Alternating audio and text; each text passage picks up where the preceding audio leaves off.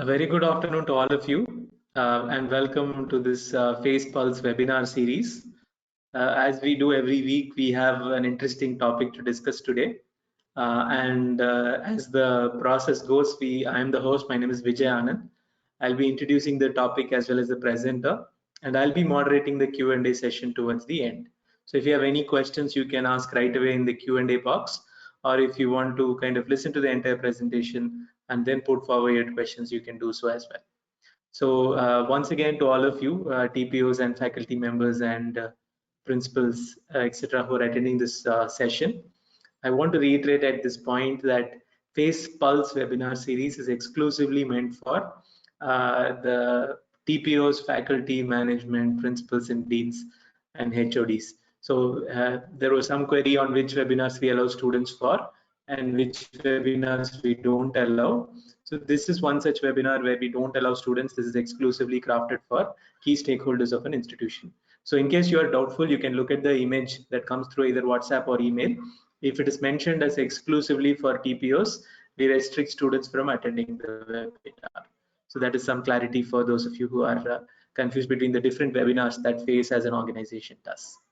All right, so we'll go into today's webinar. So we have an exciting topic that is associated with the start of the new placement season. The 2021 placement season, it was completely up and down. So when I say 2021, for the 2021 pass outs, the season started amidst the pandemic, and somehow as in TPOs and as leaders of institution, we have managed to place most of the 2021 pass out batch, and companies too figured out methods, processes through which they can recruit people, virtual interviews, virtual tests, screening processes, and you might be surprised, even onboarding and working from home directly. So a candidate from the 2020 batch may not even have visited the office once so far since graduation, but they would have almost completed 1 year of work in a particular organization. So these are stories we're beginning to hear, and with all that learning, I think companies too will fast track their start dates in terms of recruitment, campus recruitment this year. And DXC Technology is one of the first companies to rock the calendar this year. Now, if you're an institution where DXC Technology is affiliated to Recruit, then this webinar will be quite useful for you. If not, also you'll get a sense for what are the patterns that DXC follows in case they open up a pooled campus or off-campus drive later on in the calendar. So I have with me Arvind Raghunathan, who is Senior Manager Training Products and Content, and he is an expert in all company-specific training programs at FACE, and he is the one who champions these causes. And I am going to hand over the baton to Arvind to take us through and also help you understand the process and understand how we can best prepare our 2022 batch for this campus recruitment, as well as look at how do we best achieve better conversions. Over to you, Arvind, and thank you once again for coming in. Thank you, Vijay. Good afternoon, everyone. Hope all of you are doing well. So like Vijay very appropriately said, the context, DXC Technology is possibly one of the first campus recruiters to start visiting campus this season. A very similar pattern last year as well. So I would say it is keeping in trend with what has happened last year. I'm sure that if your campus has already been accredited with DXC, a lot of campuses have already started receiving communication with respect to figuring out eligibility criteria and identifying eligible students. So in this session, we will talk about 4 major items, which we believe will help you in terms of getting your 2022 cohort ready for the process, which is expected to start sometime soon. So we'll try to first of all understand the process from last year, and the pattern and the process from last year is not expected to majorly change this year. Now, as a result, specific skill sets are tested. So how do we kind of train our students for those skill sets? And there are certain overarching trends which if we can latch on to, that can significantly boost the overall results that we can make a difference in our campuses with the first with the DXC Technology potentially being the first recruiter in a lot of your campuses.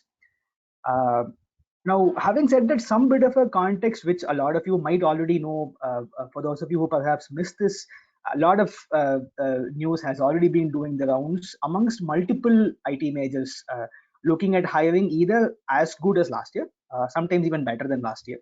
DXC has been one of the companies which announced already a couple of months back they're looking at hiring actually better than last year. So this is usually a good start. So which naturally means that for campuses which are already associated with DXC, you could definitely look forward to better offers, better conversions this year. And DXC should also be perhaps trying to add more campuses this time, because the requirement this particular time has actually gone up to 7,000 compared to 5,000 people who were hired last year. So this is a good sign with respect to ensuring that the first recruiter who's going to visit your campus is already looking at hiring better than last year, which is going to be a positive trend for students. So this is going to be a massive swing in the momentum if we can get this right. Now, at this outset, what we will start off with understanding is we'll start off perhaps by understanding the recruitment process from last year. That is where we should start.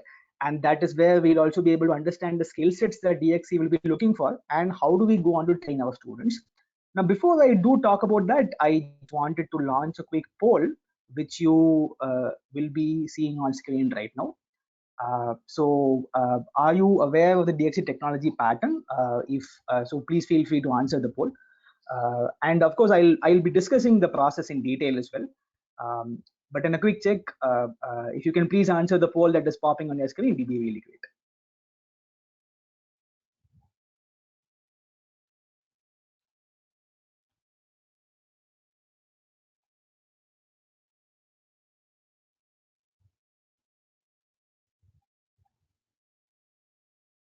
I'll keep the poll on for another 20-25 seconds. Please feel free to vote.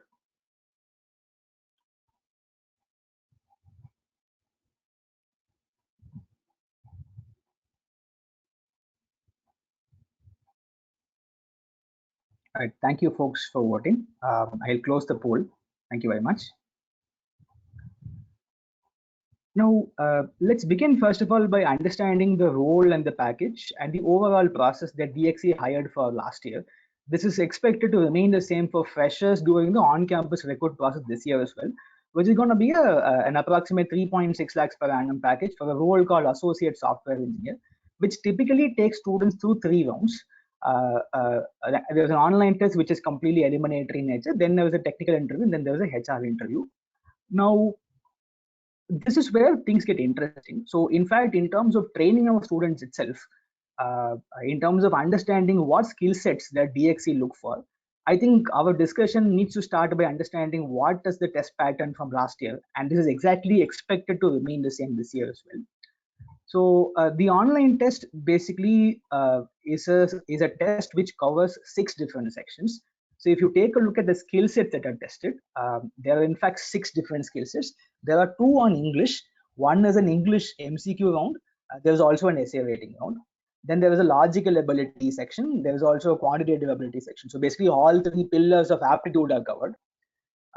Couple of other interesting sections from programming itself happen to be a programming MCQ section and an automata fix section. The automata fix section is one of the hallmarks of a few recruiters. DXC is one of them. Cognizant is another.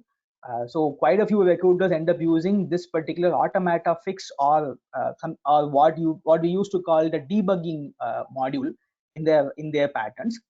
This is one of the hallmarks which typically gets students really excited, because this is usually one section where a lot of students also find difficulty in tackling. So overall, if you take a look at it broadly, there are 6 skill sets that are tested. One of these skill sets, especially which happens to be essay writing, in the past years has usually not been a major eliminating factor, which has usually been used more in terms of reference, in terms of understanding students' ability to communicate effectively. But the other 5 sections are typically what students very seriously prepare for, and also ensure that they cover the basis when it comes to essay writing. Now, overall, if you take a look at it, in terms of the assessment partner that typically DXC technology ends up covering, AMCAT, or what has now been rebranded as SHL, has always been the assessment partner, which means a few things. Which means when students basically go through the online test process, they'll go through a test which is number one adaptive in nature, typically like how AMCAT or SHL's tests used to be. And that also comes with a few other implications, which is first is there is no negative marking for questions, irrespective of whatever section that they take. And a few other limitations which are also placed on students when they go through this process is that students would not be able to navigate between sections.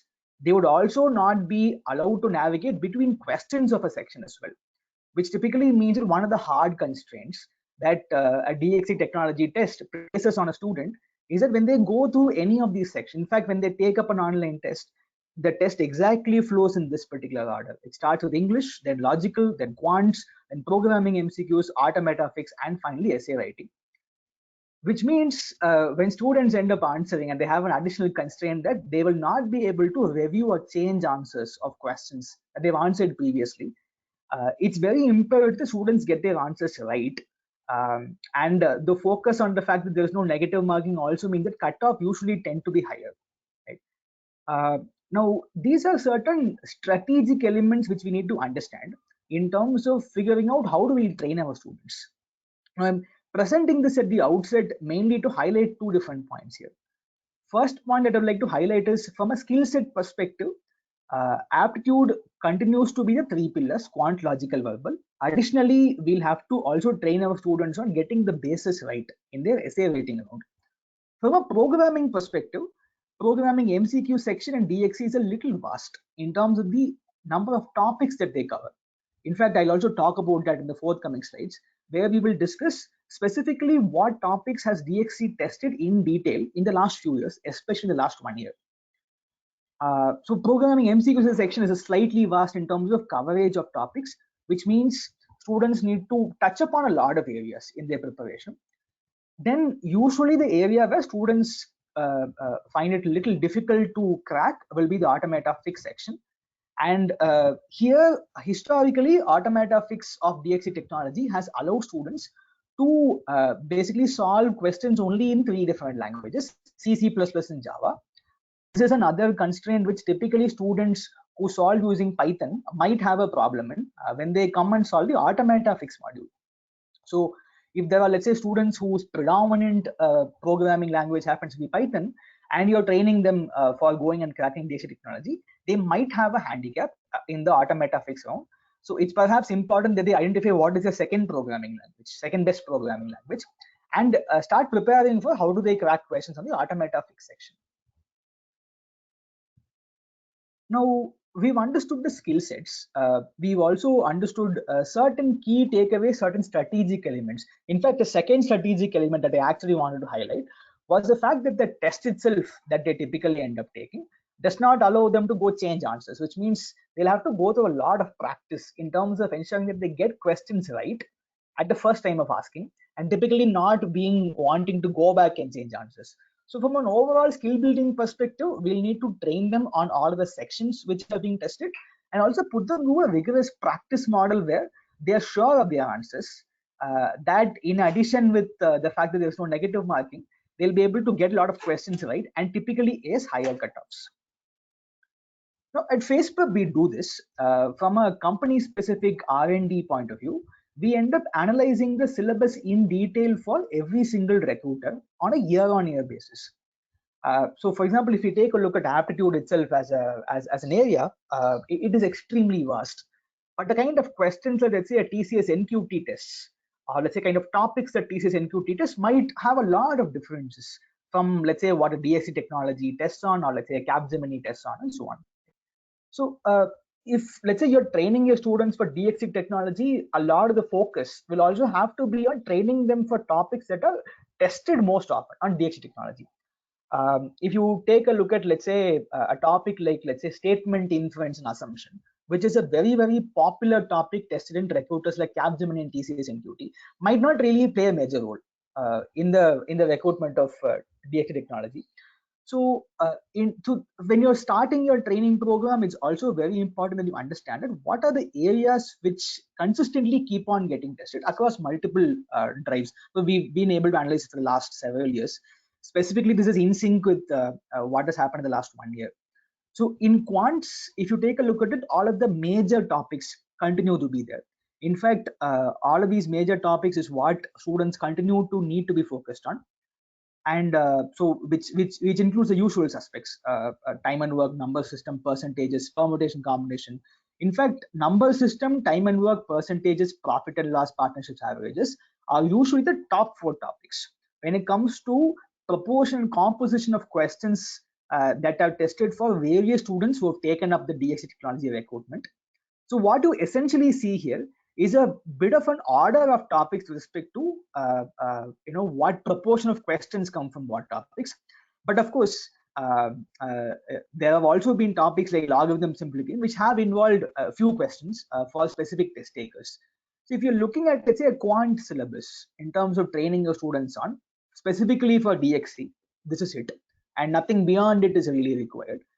The additional advantage in terms of understanding this is also the fact that this involves all the usual suspect topics, which means training them once on this section and a few other sections also, which I'll talk about, ensures that you're also overall getting them ready for other campus recruitments as well. Logical is the smaller syllabus set of the whole thing, which basically involves a lot of questions on coding and decoding, odd man out series analogy, which usually is considered to be one of the easiest question types that typically students find. In fact, a lot of the student reviews in terms of how they performed in DXC technology test would also end up placing the fact that logical reasoning was one of their easier sections, which also comes down to the fact that more questions are focused on coding and decoding, odd man out series analogy. There are also questions on data sufficiency and a few fringe topics. So for example, if you take a look at a topic like inequality, which typically doesn't feature in a lot of other campus recruitments, this also ends up featuring in DXCs. So this is where the advantage of understanding a recruiter's specific syllabus comes into play. For verbal, primarily questions have ranged on 6 topics and 6 topics alone. There have of course been different question types surrounding these 6 topics. They have been vocabulary, which have typically included synonyms, antonyms, as well as idioms. There have been quite a few error spotting questions, typically on choose the best alternative as well as choose the correct answer types. Usually, almost every single student ends up getting at least one reading comprehension passage. Then there's of course sentence completion, sentence improvement, and parajumbles. Now, in terms of training your students, let's say if you're looking at, let's say, doing a foundation training first, if you haven't really done that, you want to do some bit of a foundation brush up on aptitude, let's say, before you go on to expose them to company specific training, this is it. Right? In fact, when FacePrep does an aptitude training that is specific to DXC, or let's say when we do a company specific training where we focus on a lot of previous year questions, all of those questions and all of the training would actually surround these specific areas. Now, like I said earlier, programming MCQs is one section where typically the syllabus is a little vast. So this is one area where if you take a look at it, questions kind of range across basically 3 different pillars, I would say. So if I have to perhaps bracket the pillars and show you, this would be one pillar, this is another pillar, and then there is another pillar here. Right? So if you take a look at what these 3 pillars are, these are fundamentals of programming, object-oriented programming, as well as basic data structures and understanding of time complexity. Now, from an MCQ point of view, all of these questions that we have observed in DXC in all of the past previous years, the good thing is that all of the questions that are decision making, looping, array oriented, data types oriented, they have been language agnostic. So for instance, a lot of the looping and decision making MCQ questions that students have faced have usually been on whether they have been able to solve pseudocode type questions. So as long as they're able to display problem solving and programming logic, students have been able to do really well. And so typically students who would have mastered fundamentals of programming in any of the 3 languages, C, C++, and Java, they would definitely be able to go on to crack this particular pillar in the programming MCQ section. It is a slightly small section. There are only 12 questions to be solved in 15 minutes. But given that the coverage is a little vast, students also have to put in a lot of effort in terms of exposing themselves to multiple topic areas.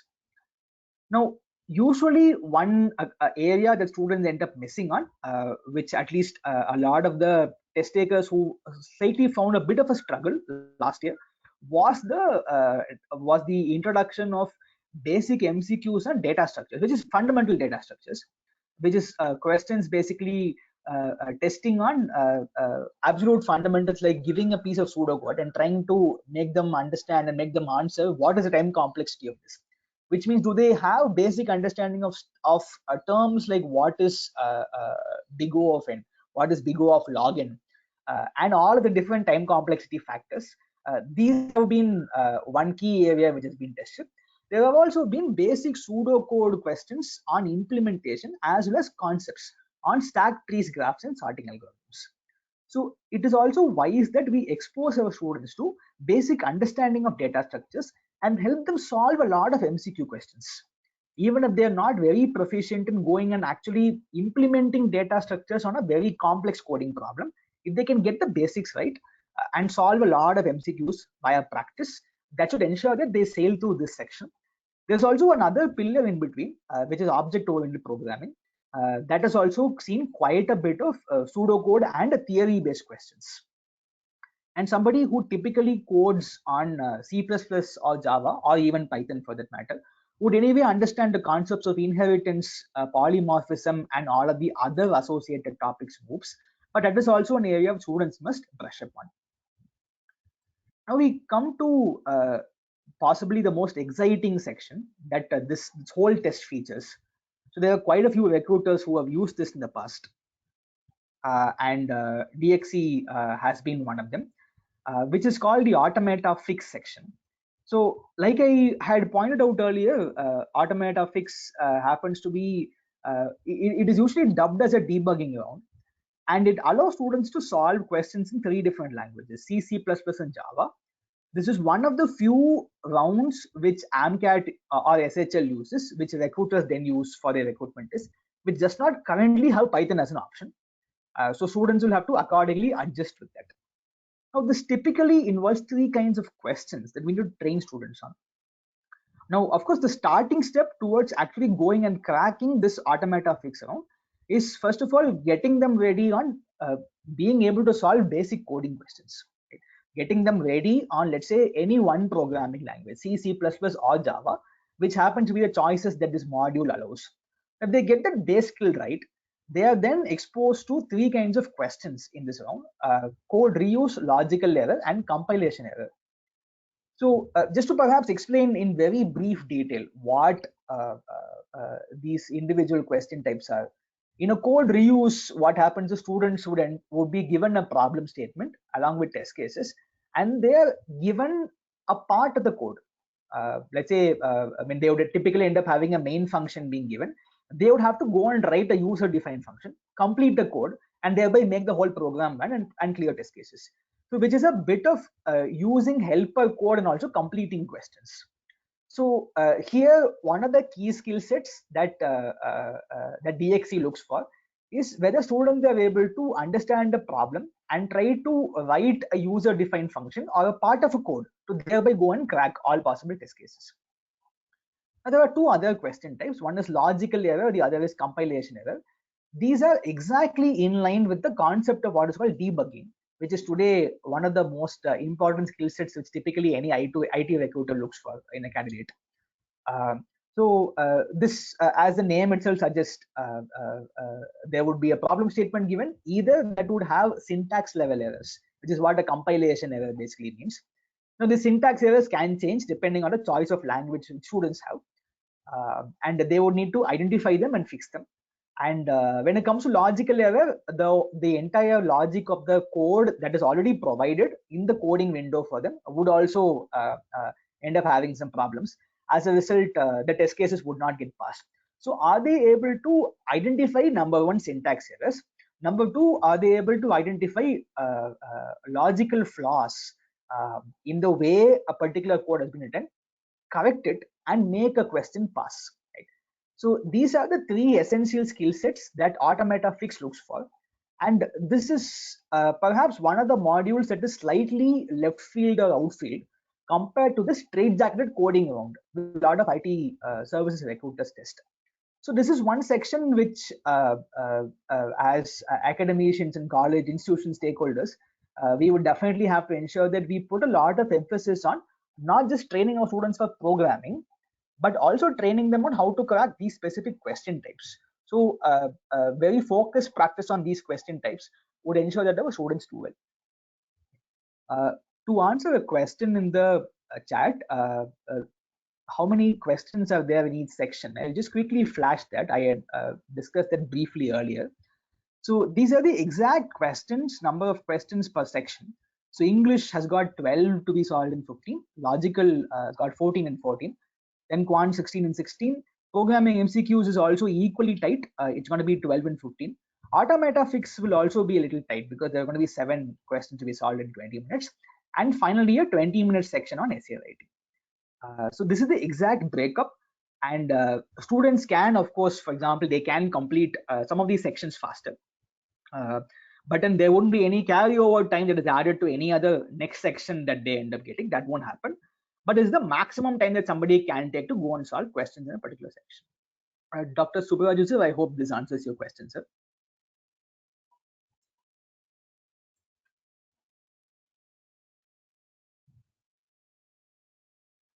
All right. Now, one of the key features that we need to understand from the DXC technology process of last year, this is an overarching pattern that we need to understand not only with respect to DXC technology, but also with respect to most recruiters who end up using AMCAT or SHL as the assessment platform. So one key feature that usually happens is the questions or the exact questions that typically end up appearing in the drives, they usually end up seeing a lot of repetition or similarity year on year. So one of the things that has happened even last year is that a lot of DXC drive questions that students have taken have been very similar to previous year questions, which FACE has done a very diligent job of curating and in turn going on and train students on. This is one key feature, and this is a massive advantage for us as institution stakeholders, which means that if we can, number one, train our students on fundamental concepts, and then ensure that we expose them to a lot of previous year questions, two things happen. First is, of course, there would be a lot of similar questions, which typically means somebody taking up this test after going on to expose themselves to a lot of previous year questions would have a surge of confidence in them. In fact, that increases their chances multifold in terms of actually doing well. Another feature that also usually happens is amongst the aptitude sections. So if you had taken a look at the number of questions and the section-wise duration which I had focused on, they are very tight sections. So if you maybe perhaps leave out Automata Fix, and if you perhaps take a look at all the other sections, students get roughly close to about a minute, right? Maybe a slightly more than a minute per question, not more than that, which means they need to be a little fast. And they also need to be sure of the answers before quickly moving on to the next question, because they'll not be able to go and revisit their answers. So now, given that these two are key hallmarks, which in fact the question repetition has been a massive hallmark in a lot of previous year recruitments, especially from last year, even in colleges and campuses where FACE Prep has been able to do a training. This definitely means that doing a company-specific training program for DXC is definitely going to increase your chances in terms of your students doing well in the overall process. Now, if we have to talk about how do we, let's say, get an action plan ready, so in quite a few campuses, if I'm not wrong, around mid-July is when I think DXC is looking at starting to hire. I guess the dates haven't exactly started to come out, but then around mid-July is when they're expected to start coming out in quite a few campuses. Now, which gives you quite a bit of time for actually doing three things. First is, if you haven't really done a foundation training on aptitude and programming skills, it's perhaps a little imperative that you start that immediately. This can be very focused on topics that DXC tests on, which FACE Prep will be able to curate, and do a concept relevant training on let's say aptitude topics which are like very very important for this technology. And also on programming, there can be a fundamentals of programming training which we can deliver on any of the languages which you might need for your institution. It is always better that if you are very DXE focused, you should definitely train your students on C or C++ or Java. Now, once you do that, given that we've seen that a lot of previous year questions are either same or similar, it's imperative that you do a company specific training on exposing your students to a lot of previous year questions. So we have been at FacePrep, in terms of a company specific training, we've been very very diligent in terms of curating and doing an R&D work of previous year questions. So we'll be able to help you go through a very comprehensive company specific program by exposing yourself to exposing your students to a lot of previous year questions on all sections, covering aptitude, quant logical verbal, covering MCQs and programming, covering automata fix, as well as giving them enough practice on essay writing, which means they will go into a lot of surge of confidence. And along with that, if students can also get themselves exposed to a lot of mock tests and practice, this will also ensure that they get the test taking strategies right. So for example, one of the test taking strategies that they'll definitely have to get ready for is in terms of not looking back at a question once they get it right. So this is at least a mental block that we'll need to kind of train our students on in terms of ensuring that they do well in this test as well as similar pattern tests. Now, I would say this is where we start in terms of getting an action plan ready for our students. And the skill sets that we need to definitely focus on happen to be aptitude, quant logical verbal. We need to first train them on programming fundamentals if we haven't done that already. Then expose them to the company specific training covering MCQs as well as automata fix. In the company specific training, we can definitely expose them to MCQs on all of the multifarious topics ranging from fundamentals of programming to OOPS as well as basic data structures. And if they can go through a lot of previous year questions, that will ensure that they are able to go in with a surge of confidence. Now, to help you identify if there is a need so I'm sure that a lot of your campuses have already started planning for this. So from FacePrep, we've already been interacting with quite a few of you in terms of helping you identify students who definitely need a training program. We've been conducting a free diagnostic test from FacePrep. So quite a few institutions have already started working with us in terms of testing their students, in terms of identifying the cohort who will need to perhaps undergo a particular level of training to get them ready for this first campus recruiter. So we've been launching this free diagnostic test. A lot of our sales team might have already reached out to some of you. But we also want to let you know that we have this with us. And in case if you're looking at getting your students started in terms of training them for DXE technology, we have a free diagnostic test which can help you understand which cohort of your students actually need training, what skill sets they are weak on, what skill set they're strong on.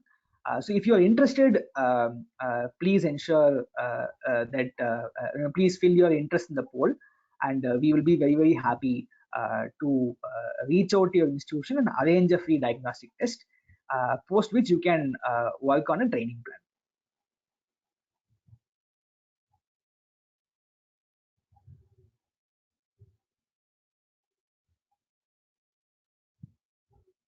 Now, while you answer the poll, I'll also keep the session open for questions if you would like to ask. So if you would like to perhaps find answers for very specific items outside of what we've discussed, please feel free to post your questions in the chat and we'll be very, very happy to answer them.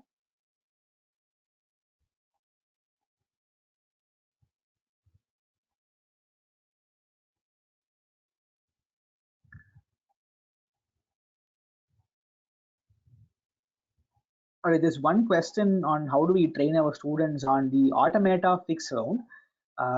So typically this goes through two phases. Usually students fall under two categories here. One category is students who are not yet trained on programming fundamentals itself, which if they aren't, we need to train them first. And then there is another category who already know programming fundamentals to a reasonable extent. Now, what we can then do is see in the category where they aren't yet trained on programming fundamentals yet, we'll need to first take them through that. So that can typically go through a 6 to 7 day training program on a programming language which you want to train your students on. It can be between C, C++ or Java. And once we get that done, then exposing them to an overall company specific training module, which would also cover a wide array of automata fixed questions from previous years, which would sessions itself would be structured basically on how do you solve each question type. So the 3 question types are code reuse, syntactical error, as well as logical error. So if we'll need to specifically train students on these 3 question types by exposing them to a lot of practice questions. The best way, in fact, to do that is making them do it hands-on in a class. In terms of exposing them to these questions and making them solve them in class, that is the best way in terms of ensuring that they go and practice this. So this is ideally how perhaps we need to segment the students first and then ensure that they are able to go and crack this particular section. I hope that answers the question. Right. Thank you very much for voting in the poll. I'll close the poll. All right, super. If you have any other questions in terms of how do you get your students ready for the DXC technology recruitment process, please feel free to ask. And thanks for registering your interest for the free diagnostic test. We will definitely ensure that we reach out to all of you who are interested and set up a diagnostic test so that you can identify your training needs and accordingly start training the students for this particular recruiter quickly. Thank you, Arvind, for taking us through the pattern and salient features of the DXC technology drive, and also how questions and the pattern itself seems to have repeated over the last year. So as Arvind had suggested, we are open to taking some questions, whether it's related to DXC or not. Please shoot them in the chat box. Question from Mr. Kishore. He's asking what after. So what after this test? What are the rounds after? And could you please shed some light on that? I hope the question is around what after the diagnostic test. No. What after this first round of selection process with all these tests? Got it. At DXC. Yeah, got it. So so this is basically the major hurdle, which is the online test.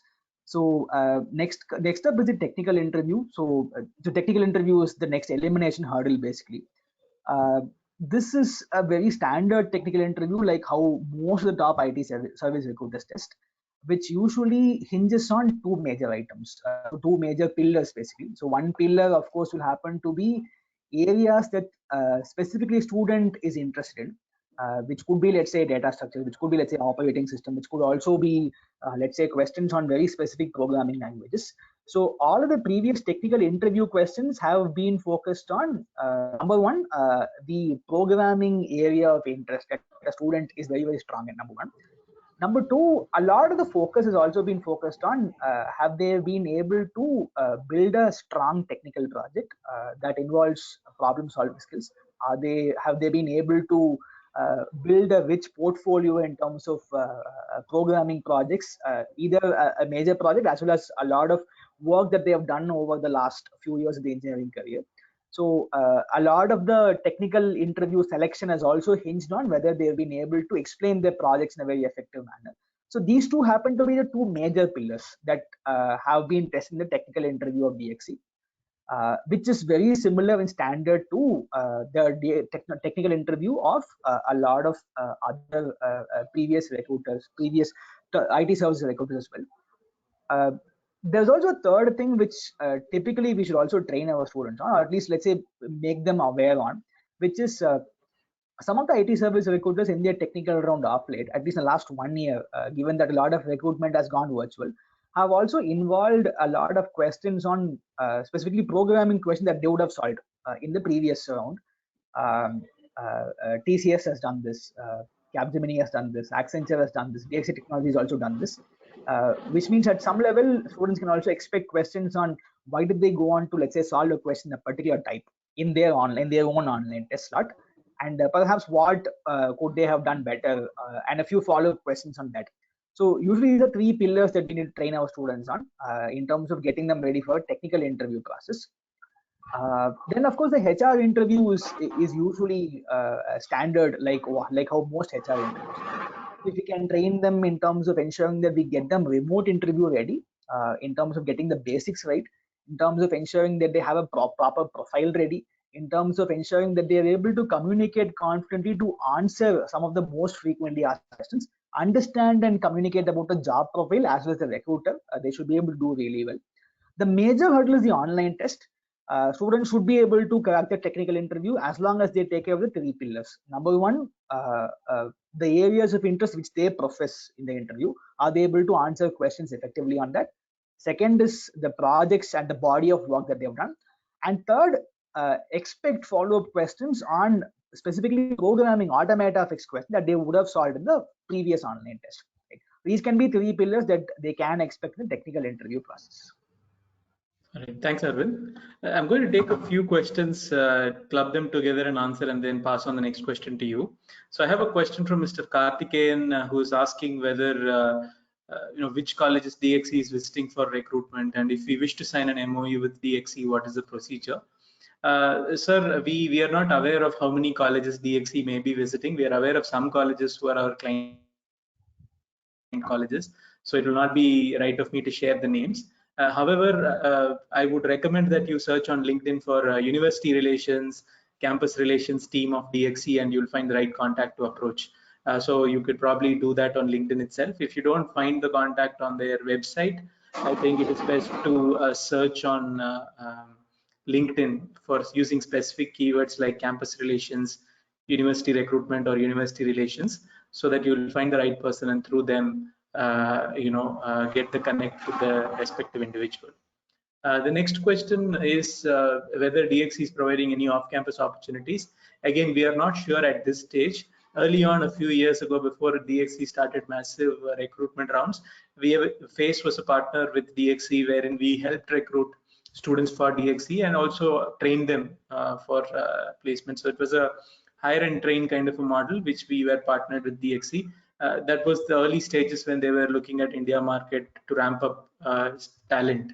Now they're doing it independently. They may be there may be opportunities outside, but if that is outside, we'll be the first to bring it to you. If there is an off-campus opportunity, you can look forward to receiving that information through our channels itself. So thank you, Mr. Karthik, for those questions. I'll also answer one question from Dr. Subraju, who's asking if we'll provide results after the diagnostic test. Definitely, sir. Once your students take the diagnostic test in a particular slot, we'll send the results to you for your entire institution for the 2022 batch students who have taken the test. Mr. Guru Sikamani is asking, how do the students navigate between the sections or questions? If you could please take that up, Arvind. Sure. So one of the features of this particular test is they would not be allowed to navigate both between sections as well as questions. In fact, that is one of the constraints, hard constraints placed in the test. So if I can quickly show you the order once again. In fact, the test flows in a particular order. So first, the very first section the students see is English. They get 12 questions. They need, so basically another thing that also happens is once they answer a question, they cannot go back and review the answer. So they go question after question. If they finish all 12 questions within 15 minutes, then the next section flows. So there is absolutely no going back between sections, number one, and also between questions inside a section. So this is one of the hard constraints, sir. And this is what, for example, makes the test a little harder for quite a few students.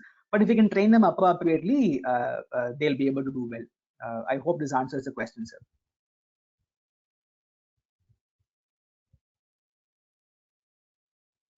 Thank you everyone for your questions and participation in this webinar. We'll wait for a minute to see if there are any questions. If not, just on a closing note, we expect to bring you a lot more sessions related to company specific recruitment patterns and drives at the upcoming placement season. So please look out for our WhatsApp and email channels. In case you need some specific information, please feel free to note down this email ID. It is for TPOs and faculty of institutions who have specific needs and they wish to talk to someone from FACE. Please shoot an email to hello@facepulse.in. we'll be happy to reply and connect you to the right individual within our team. If you have some ideas for our webinars also, please feel free to reach out. We'll be able to consolidate them and appropriately find topics to discuss in our upcoming webinars. I have one question from Dr. Roshan Fernandez. Non-circuit branch students like mechanical, civil, and BTE, are they included in DXC? Arvind, would you take it? Sure. So as of last year, yes, sir, there has not been any specific circuit, non-circuit constraint on students who've been eligible from BE BTech. But this year, to specific campuses, this communication has already started going. And from what we understand, there is no hard constraint on departments yet this year. But it might vary from campus to campus. So it would be perhaps better if you can also confirm that with when DXC, when they eventually communicate. Last year, when the recruitment happened, there wasn't a hard constraint. Thank you, Arvind, and thank you to all of you who are attending this webinar. It was a great session. We hope to connect with you again in the subsequent webinars and through our different channels.